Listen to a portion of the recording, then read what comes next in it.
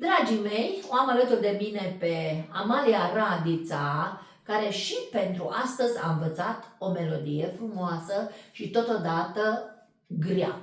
Are foarte multe la-la-lauri, dar Amalia a reușit să le stăpânească. Despre ce melodie e vorba, Amalia? Despre trandafir crescut în iarbă. Ok, deschidem gura foarte bine să iasă la-la-laurile cât mai corect și să înțeleagă toată lumea ce spune acest cântec, da? Da. Ok.